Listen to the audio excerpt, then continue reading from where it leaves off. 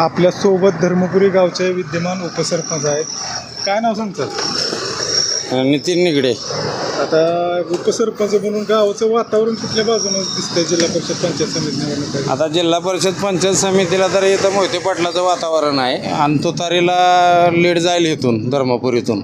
आतापर्यंतचा इतिहास कसा सांगतोय निवडणुकांचा, कुठल्या बाजूचा कल राहिला? आतापर्यंत मोहिते पाटील पार्टीचाच कल राहिलेला आहे कायम. ज्यावेळेस सातपुतेसुद्धा मोहिते पाटलानं उभा केली ते तेव्हासुद्धा इथून त्यांना लीड देऊनच निवडून दिलेला आहे. आम्ही खासदारांना निवडून दिलेला आहे. परिषद पंचायत समितीची निवडणूक आहे, त्या स्थानिक स्वराज्य संस्थेच्या स्थानिक मुद्द्यांना प्राधान्य असतं. काय तुमच्या गावाचे प्रमुख मुद्दे आहेत ह्या निवडणुकीत पुढे येत आहेत? नाही, आमच्या गावाचा आतापर्यंत विकास झाला. ह्या गावात जायला साधा रस्ता नव्हता. बैलगाड्या खडीच्या रस्त्यानं जात होत्या. तो त्यापासून मोहिते पाटलांनाच ही निधी देऊन गाव आज कुठंही तुम्हाला दिसतंय का कुठं झाडी आहे किंवा कुठं रस्ता हे आहे. रस्ता खराब असतातही, पण रस्त्याला निधी आत्ता मोहिते पाटील सत्तेत नाहीत म्हणून निधी कमी दिला जातो, यांना अडवल्या जातो वरून. भाजप सरकार निधी राष्ट्रवादीच्या आमदार खासदारांना देत नाही, त्यांचे अडवणूक करतं आहे. जिल्हा परिषद पंचायत समितीपासून सुद्धा जे हे आहेत आपल्या समिती आहेत त्यांचं निधी आता बघा या मागल्या 5 वर्षात सगळं निधी अडवलेलं आहे. तुमच्या गावची काय मागणी केलेली आहे का तो निधी अडवण्यात आला आहे आता? नाही, आता कसं होतं आहे तुम्हाला सांगतो. जे निधी ते आता इथं सभामंडप आमच्या इथं रामस्वामी मंदिराला दिलेला होता, ते काम झालेलंच नाही. 15 लाख रुपये तो निधी तिथून वळवून दुसरीकडे टाकला गेला. असं नाही व्हायला पाहिजे. निधी अडवला जातो असं म्हणायचं? हां, म्हणजे हे माळशिरस तालुक्याचा निधी जाणून बुजून अडवल्या जातो या, आणि असं झालं नाही पाहिजे. आणि भाजप तसंच करतंय.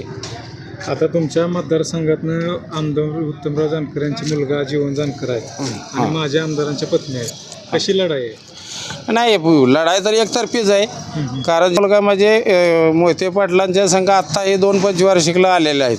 पण ह्याच्या आधीसुद्धा जरी ते विरोधात होते, काय कामं आम्ही ज्यावेळेस मोहिते पाटलाकडं होत नव्हती ह्यांच्याकडं होत होती तेव्हा आम्ही जानकर साहेबाकडे जेव्हा कामं घेऊन गेलेलो आहे तेव्हा बी त्यांना कामं केलेली आहेत आमची. ही दोघं एकत्र आल्यामुळं चांगलं बळ निर्माण झालं.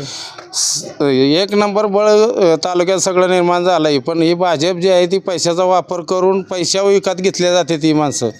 यांना टॅक्स स्वरूपातनं भरपूर पैसा भाजपनं गोळा केला आहे आणि ती पैसा इथं मतदारासाठी वाटतात.